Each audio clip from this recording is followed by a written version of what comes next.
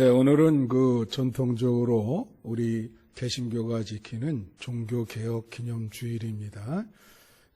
마틴 루터가 1517년에 10월 31일이죠.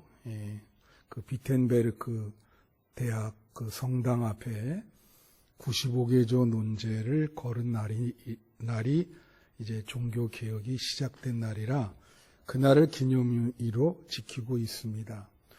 정확히 지금 연도로 얘기하면 504주년 되는 해죠.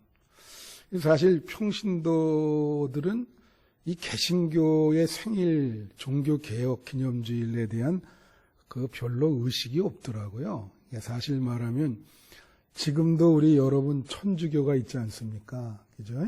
그때 당시에 천주교에서 개혁해서 나온 게 우리 개신교가 되는 거예요. 그때 갈라진 겁니다.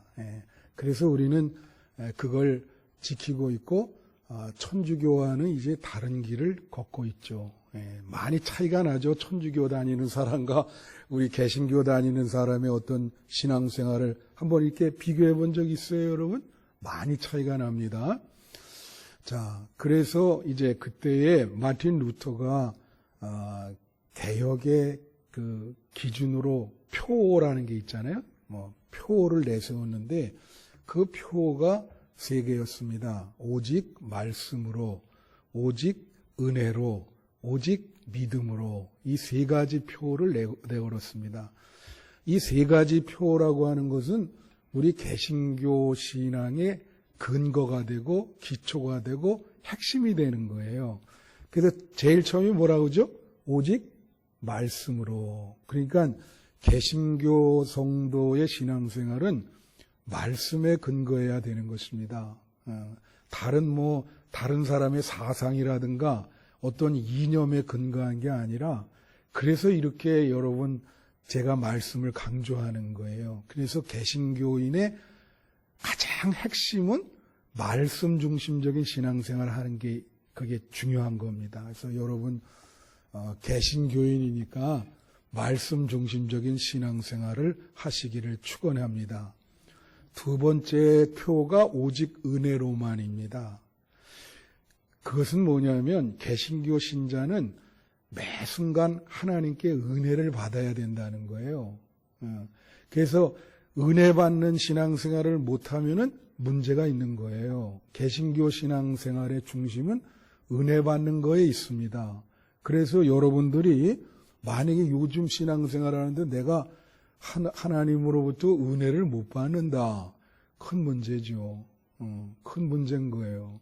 여러분 항상 하나님께 은혜 받는 신앙생활 하시기를 축원합니다. 3번째 강조한 게 오직 믿음으로만이에요. 그래서 우리는 그 전통 이후에 교회에서 말해요.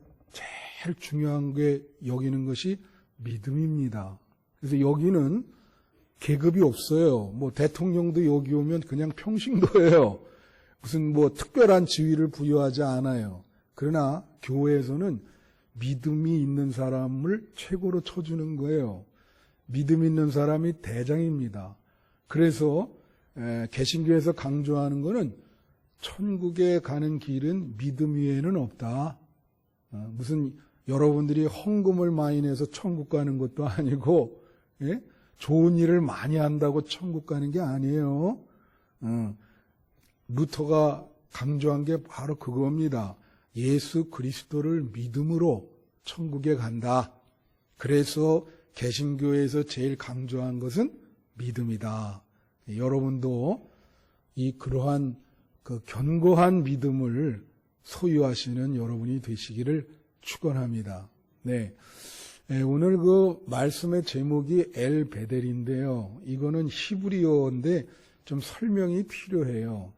엘 베델에서 엘을 빼면 베델이라 그러죠. 가끔 여러분 기독교인의 상호를 보면 베델이라는 상호가 있습니다. 무슨 저는 세탁소를 베델 이렇게 한 거를 보았는데 그분이 그 의미를 알고 베델로 지었는지 이건 모르겠어요. 이 베델이라 그럴 때 이 벳이라고 하는 말은 히브리어로 집이라는 말이에요. 집. 우리가 집이라 그러죠. 그래서 여러분 잘 아는 베들레헴이라 그럴 때 그게 벳엘레헴인데 벳은 집이고 엘레헴은 떡입니다. 그러니까 베들레헴은 뭐예요? 떡집. 우리 주변에 떡집 많죠? 그게 다 히브리어로 베들레헴이요. 그리고 베데스다 연못이라고 있잖아요. 베데스다. 그게 벳이라고 하는 말이 집이라 그랬어요. 그러면 데스다는 뭐냐? 그거는 하세드인데 하세드. 벳 하세드라는 말이에요. 그게 부르다가 데스다가 된 거예요. 하세드라는 말은 은혜라고 하는 말입니다. 자비라고 하는 말입니다. 그래서 베데스다라고 하는 말은 은혜의 집, 자비의 집을 말하는 거예요. 그래서 여러분 미국에 가면 병원이 베데스다 병원이 있어요. 굉장히 큰 병원이요. 지점도 다 있고 베데스다 병원이 굉장히 좋고 훌륭한 병원이네. 이 베데스다 병원이 뭐라고요? 베데스다가 은혜의 집, 자비의 집이라고 하는 것이죠. 우리가 이 베델을 이제 여러분에게 상상하니 개신교인들이 베델을 그러면 떠오르는 게 야곱이 28장에 보면은 어디죠? 광야에 쫓겨나서 꿈을 꾸고 천사가 오르락 내리락 하늘로부터 내려와서 오르락 내리락 꿈을 꾸고 그리고 꿈이 깨서 거기 지명을 베델이라 그렇게 지었다고 나와 있습니다. 그런데 여기 오늘 창세기 35장 7절 말씀해 보면 뭐라고 나오냐면 그가 거기서 제단을 쌓고 그것을 뭐라고요? 엘베델이라 불렀다. 그러니까 28장에 베델이라 불렀고 35장 7절에 또 제단을 쌓았는데 그거는 엘베델이라고 불렀단 말이에요. 자, 여러분 절 보세요. 이게 지금 설명을 해서 이 성경을 잘 이해를 하셔야 돼. 모르고 얘기를 하면 안 되거든요. 이 엘이라는 말이 히브리어로 하나님이라는 말이에요. 그러니까 베델이라는 말은 벳은 집이고 엘은 하나님이니까 하나님의 집이라는 뜻입니다. 여기가 하나님의 집이다. 그게 베델이라는 뜻이요. 근데 그 앞에 엘자가 붙었어요. 또 이제 35장 7절에는 엘베델이라 그런단 말입니다. 그럼 엘베델은 뭐냐면 문자적으로 번역을 하면 하나님의 집의 하나님이에요. 하나님의 집의 하나님. 이건 뭘 의미할까? 하나님의 집의 하나님이다. 이게 우리는 베델과 엘베델의 차이점이 뭔지를 우리는 성경을 통해서 깊이 우리가 깨달음이 있어야 되거든요. 과연 베델과 엘베델의 차이점이 뭔가? 우선 베델이 창세기 28장 야곱에게 처음 나타난 건 아니에요. 이 베델이라는 지명이. 그래서 세 가지로 여러분에게 이 베델의 지명이 베델이라는 게 어떤 때 그게 지명이 연관이 되는가 세 가지로 이 종교 개혁과 연관이 돼서 말씀을 드리려고 합니다. 이 첫 번째가 제단을 쌓을 때입니다. 다 같이 제단을 쌓을 때. 네. 창세기 12장 7절부터 8절에 오면 하나님께서 아브라함에게 나타났습니다. 그러면서 무슨 약속을 하냐면 여기 거주하는 땅을 너에게 주겠다 그래요. 하나님이 나타나셔서 그러면서 주는데 그 땅의 지역이 베델 지역이야. 땅의 지명을 8절을 보시면 그 땅이 베델이라 그렇게 나와요. 그러니까 아브라함이 하나님이 일방적으로 아브라함에게 나타나셔서 네가 거주하는 이 땅을 너에게 주겠다. 근데 그 땅이 베델이란 말이에요. 그래서 그 하나님의 그 계시의 약속을 듣고 거기서 제단을 쌓습니다. 예배를 드린단 말이에요. 그러니까 아브라함이 받은 복 중에 가장 큰 복이 예배의 복이에요. 그는 이동을 해도 예배를 드리고 어디를 가도 예배를 먼저 드려요. 그리고 우리 성도들도 뭐 이사를 가든 어디를 가든 예배를 먼저 드리죠. 사업을 하시든. 그렇지 않은 분들도 있어. 이제 그러면 안 되는 거죠. 그건 신앙적인 태도가 아니죠. 그래서 이 아브라함은 예배를 먼저 드린단 말이에요. 근데 오늘 이 바로 제단을 쌓을 때라는 뭐냐면 중요한 게 있어요. 아브라함이 먼저 제단을 쌓았다는 건 예배를 드리는 걸 말하는 겁니다. 근데 먼저 예배를 드린 게 아니에요. 먼저 어떤 일이 선행이 됐죠? 하나님이 나타났다 이거예요. 하나님이 임재가 먼저인 거예요. 하나님이 나타나니까 거기서 예배를 드리는 거예요. 그래서 오늘 여러분 예배 드리러 오셨습니다. 그럼 여러분이 이제 하나님을 바라보고 예배를 드리는 건데, 여러분이 예배 드리기 이전에 하나님이 여기 벌써 임재하고 계시죠. 할렐루야. 예. 그걸 말하는 겁니다. 엘리아데라고 하는 학자가 있어요. 그 사람은 이제 신학자라기보다 종교학자인데, 그 사람이 이런 얘기를 했습니다. 성속의 어려운 말로 성속의 변증법이라는데, 성이라고 하는 게 거룩한 거예요. 속은 속된 겁니다. 그러니까 거룩한 것이 이 세상에 나타난다 이거예요. 네? 그분이 얘기하기를. 그 거룩한 것이 나타난 데 많죠. 그러면 사람들은 거룩한 것이 나타나면 거기다가 교회를 짓고 성전을 짓고 예배를 드리고 기도를 하고 하나님을 만나고 그런 일이 벌어진다는 거예요. 그러니까 먼저는 뭐냐면 그분 얘기가 거룩한 것이 나타나야 돼. 그러면 여러분 이 한빛교회가 지금 오늘도 한빛교회에서 기도했는데 벌써 30년이 넘었죠? 그럼 여기다 먼저는 다른 데서 개척을 하다가 이제 일로 교회를 짓고, 그러면 이 터가 이 거룩한 곳이에요. 모세에게 너 거룩한 곳이니 신발을 벗으라.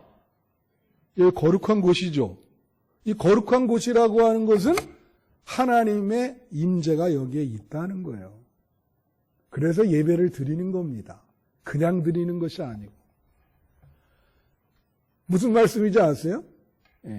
그래서 이게 제단을 쌓을 때 그게 베델이다. 하나님의 집이거든요. 베델이 뭐라고요? 하나님의 집. 여기는 하나님의 집인 거예요. 하나님이 거하시는 집이에요. 그러니까 여러분 하나님이 거하시는 집에 오시면 행동거지를 조심해야죠. 네? 신발도 참 조심해서 하고 말도 조심해서 하고 그러지 않습니까? 이게 거룩한 곳인데 여기서 뭐 싸움질이나 하고 막 옛날 얘기 들으면 여기 1, 2, 3열 앉아가지고 3파로 나눠서 그렇게 팍 터지게 싸웠다 그러는데 그 하나님이 어떻게 생각하겠어요? 이 하나님이 임재하는 이 거룩한 곳에서 그러지 않아요? 그런 거예요, 바로. 그게 베델이요. 베델, 하나님의 집이다. 그러니까 여러분 교회에서는 행동을 조심하세요. 그 다음에 두 번째가 어려울 때입니다. 인생의 막다른 골목에 도달할 때 그때 이제 베델이라고 하는 말이 나와요. 이거는 뭐냐면 창세기 28장 16절부터 19절에 이건 다 아는 말이에요. 자, 이게 배경이 필요합니다. 이게 뭐냐면 야곱이 형의 장자권을 빼앗고 쫓겨났어요. 갈 데가 없었습니다.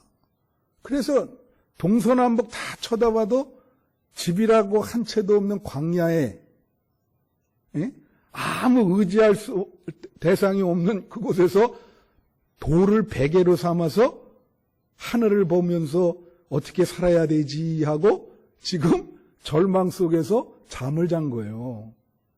그러죠? 잠을 자다가 꿈을 꿨는데 꿈속에 사닥다리가 하늘을 향해 있어. 하늘과 땅이 연결이 됐어요, 사닥다리가. 그러면서 천사가 오르락 내리락 하는 거예요. 좋은 꿈이야, 아니에요, 꿈이요? 엄청 좋은 꿈이죠. 야, 이 사닥다리가 하늘을 연결하고 있는데 정말 그건 하나님과 연결이 돼 있다는 얘기 아니에요, 결국은. 그런 꿈을 꾸고 나서 정말 엄청 좋죠. 야, 지금 뭐 내가 갈 길이 어떻게 될지 모르는 이런 진퇴양난의 상황에서 꿈을 꿨는데 그런 꿈을 꿨단 말이에요. 그래서 꿈에서 깨어나서 얘기한 것이 창세기 18장 16절부터 19절이야. 그는 깨어나면서 두렵도다 그러면서 여기가 바로 하늘의 문이라 그러고 하나님의 집이라 그런 거예요. 그 여기가 하나님의 집이라 그럴 때 하나님의 집이 뭐라고요? 다 같이 베델. 그게 베델이요. 그러니까 이게 뭐냐면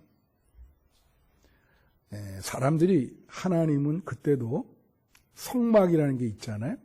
뭐 그런 데 나타날 줄 알았는데 인생의 그 어려운 상황 가운데 거기에 하나님이 계시더라는 거야. 그래서 그게 하나님의 집인 거예요. 그리고 또 뭐라고 고백하냐면 이거는 하늘로 통하는 문이다. 입구다 말이야, 입구. 그래서 베델이야. 하나님의 집이다. 여러분 여기 인생의 그 막다른 골목에 있는 분이 있어요? 그게 야곱이 뭐라 그래요? 그것이 하늘의 문이다. 그게 하나님의 집이다. 거기서 이 막다른 골목은 하나님을 만날 수 있는 아주 중요한 기회입니다. 여러분이 만약에 그런 상황에 있다면 하나님을 만나세요. 그것이 하늘의 문이고 하나님이 그 상황에 거하신다 이거예요. 그래서 그게 하나님의 집인 거예요. 예? 성전만 하나님의 집이 아니에요. 아까 교회가 하나님의 집이라 그랬죠. 두 번째는 여러분의 아주 정말 진퇴양난의 정말 광야 같은 그러한 상황이 그것이 하나님의 집이요 하늘의 문이다 말이야. 하늘로 통하는 문이다.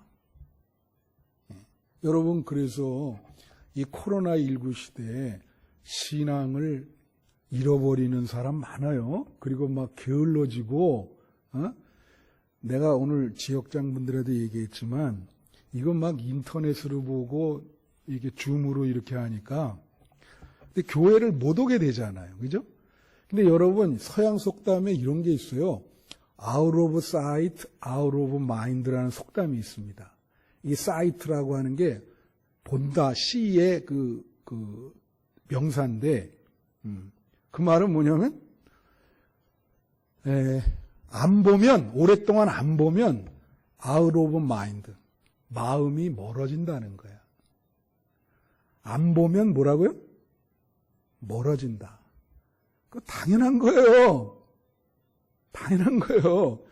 여러분들이 교회를 오랫동안 안 나와 보세요.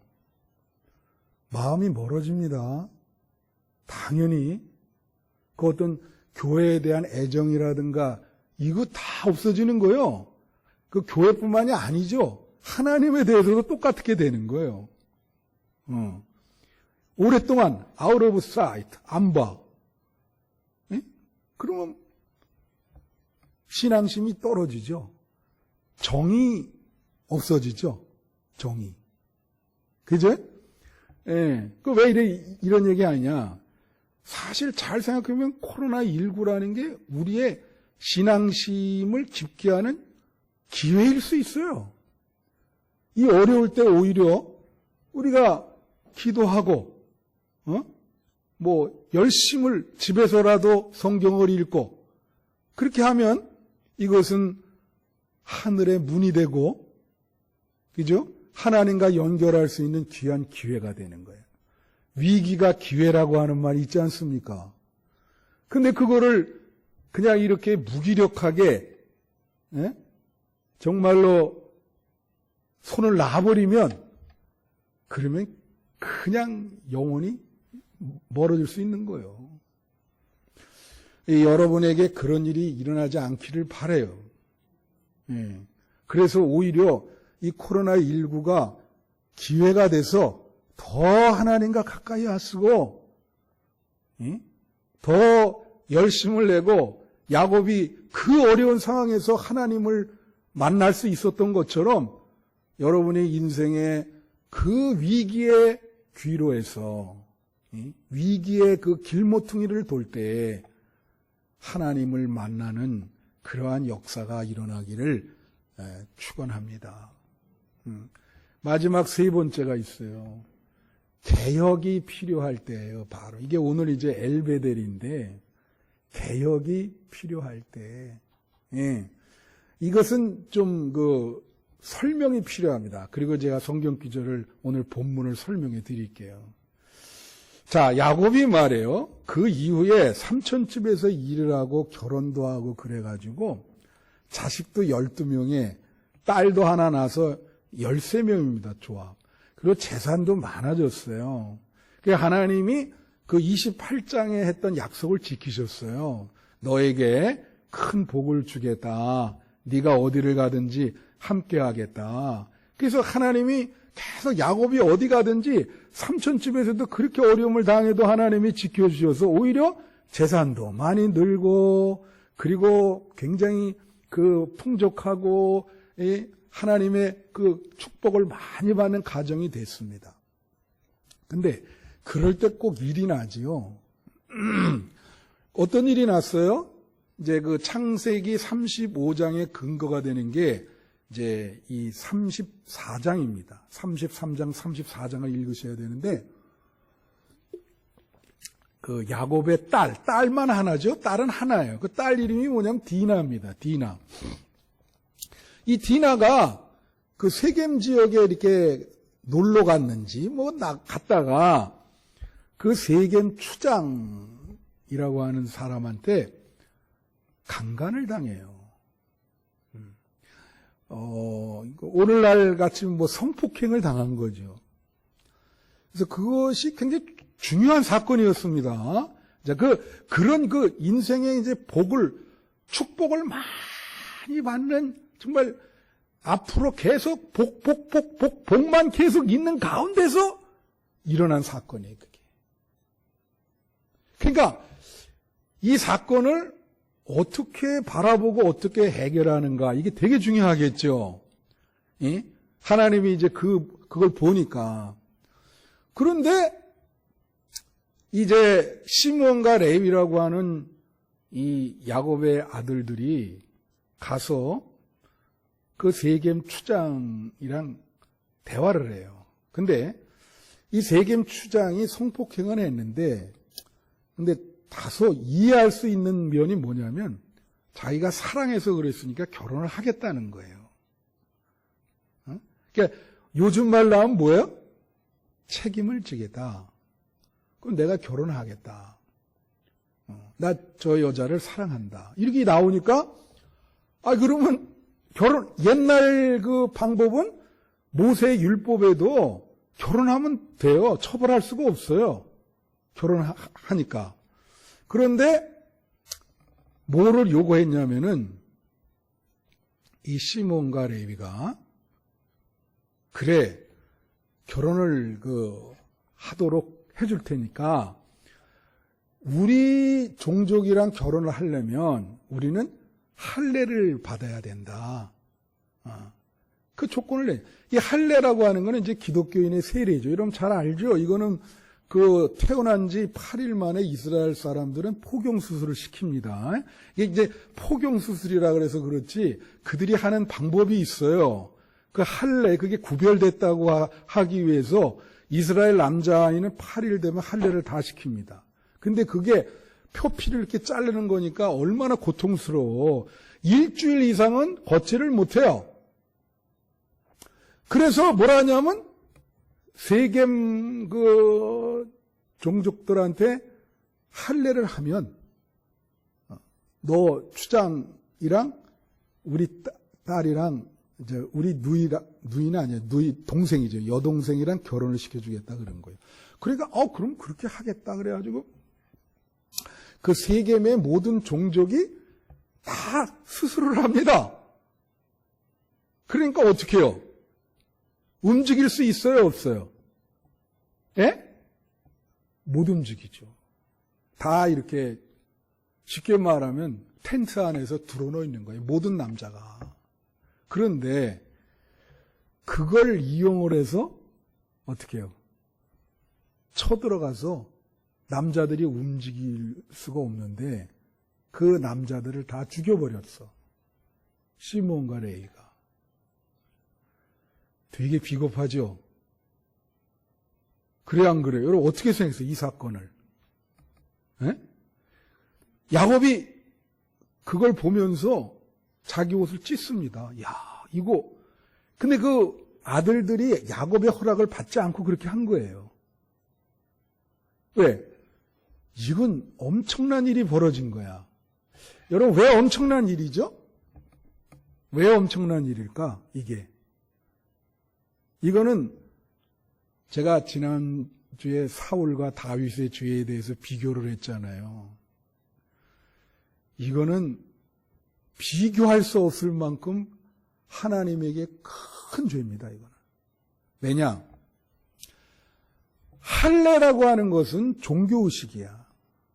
그리고 이스라엘 종교에서 할례만큼 중요한 의식이 없어요. 굉장히 중요한 의식입니다. 오늘날 우리 예배의식 있죠? 예배의식.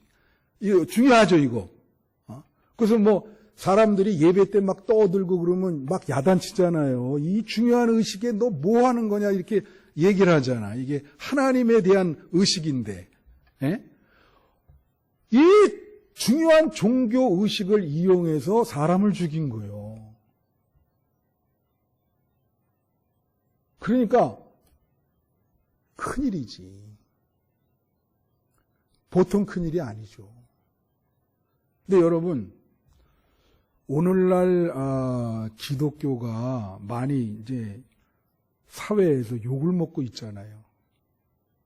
그렇죠? 왜 욕을 먹을까? 가령 마틴 루터가 1517년에 종교 개혁을 한 이유가 뭘까요?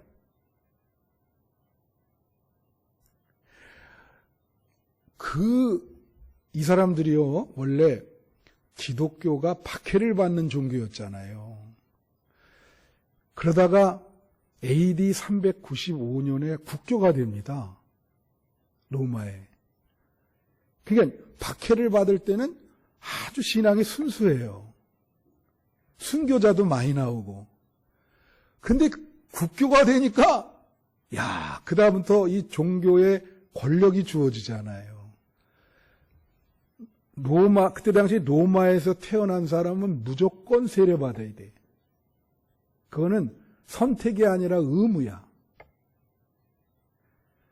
그렇게 천년을 온 거예요. 그 가운데 예를 들면 성직 매매라든가 이루 말할 수 없는 범죄들이 너무 많이 일어난 거야. 하나 예를 들면, 근자의 예를 들어서 미안한데, 얼마 전에 말이죠. 불란서에 신문에도 나고 TV에도 났어요. 그 불란서 신부들이 30년 동안 여자가 아니고 남자입니다. 소년. 어린 소년이 잘 모르잖아요. 소년들이. 그러니까 그 어린 소년들을 데려다가 이제 성행위를 한 거죠. 근데 그 소년들이 그걸 너무 어리니까 이게 나쁜 건지 좋은 건지를 몰랐던 거예요.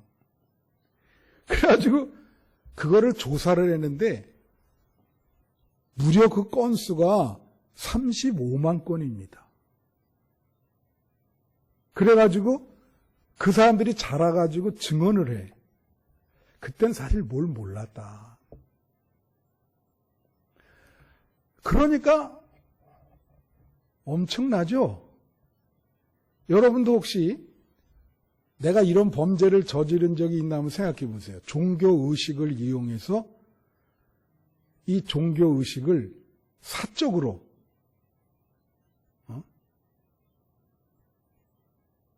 사용을 하나. 예를 들면 이거예요. 자, 어느 교회에서 말해 싸움이 났어. 그러면 예배를 말이에요. 그런 사람들은 다른 시간에 와서 드리고, 이 사람이 2층에서 드리면 자기네는 1층에서 드리고. 바로 그런 거예요. 종교의식이라고 하는 거는 인간 마음대로 할 수 있는 게 아닙니다. 만약에 여러분들이 지금까지 살아오는 동안 이 하나님께 예배하는 거라든가 교회에서 세례받고 성만찬하는 거라든가 이런 거를 빌미로 해서 어떤 다른 목적으로 그런 거를 사용한다든가 이용한다든가 사람을 공격하는 데 쓴다든가 이거는 죄악 중에서 엄청난 큰 죄악이라는 걸 여러분에게 말씀드리는 거예요. 지금 그런 죄악을 범한 거예요. 그러니까 야곱이 부들부들 떠는 거예요. 이게 아닌데 내가 자녀들에게 신앙교육을 잘못 가르쳤나? 그래서 본문이 나오는 겁니다. 그래서 창세기 35장 1절부터 3절 한번 읽어볼까요? 뭐라고 나와요? 하나님이 야곱에게 이르시되 일어나 베델로 올라가서 거기 거주하며 내가 내 형 에서의 낯을 피하여 도망하던 때에 내게 나타났던 하나님께 거기서 제단을 쌓아라 하신지라.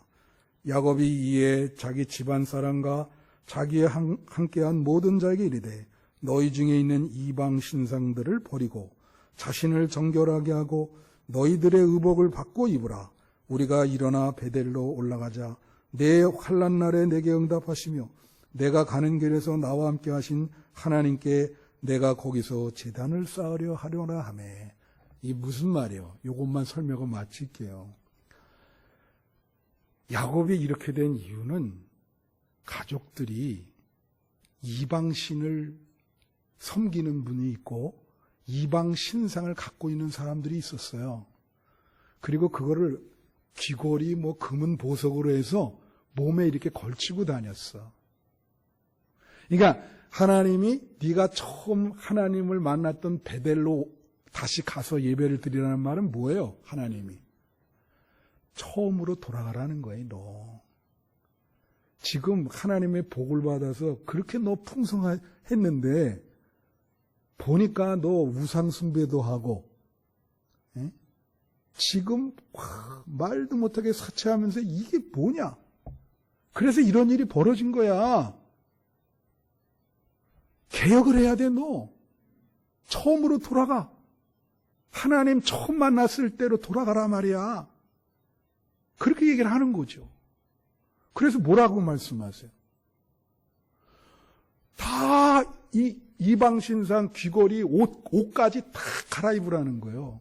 싹 다 바꾸라는 거예요. 그래가지고 가는 도중에 그 이방시상 이게 했던 귀걸이 이런 거 딱 해가지고 땅에 묻어요. 야곱이 싹 다. 그러니까 완전히 옛날처럼 이제는 의복도 다 갈아입고 새롭게 됐어.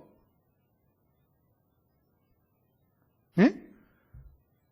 그리고 나서 이제 처음 만났던 거기 베델로 가서 예배를 드리는 거예요. 예. 그래서 여러분 창세기 35장 7절, 6절, 7절을 비춰줘 봐요. 6절, 7절. 야곱과 그와 함께한 모든 사람이 가나안 땅 루스 곧 베델에 이르고 그가 거기서 제단을 쌓고 그곳 이름을 엘베들이라 불렀으니 이는 그의 형의 낫을 비할 때 하나님이 거기서 그에게 나타나셨습니다. 할렐루야. 쉽게 말하면 네가 하나님 만나고 하나님이 복을 줬더니 신앙생활이 게으르고 나태하고 무기력하게 돼서 많이 타락했다는 거예요. 타락했다. 내가 여러분에게 여러분 타락했습니다. 그러면 기분 나쁘죠?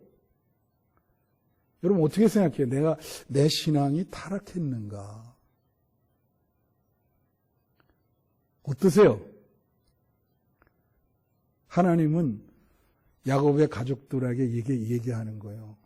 내가 너에게 복을 많이 줬는데 그 복이 너한테 너무 넘치게 준 것 같다.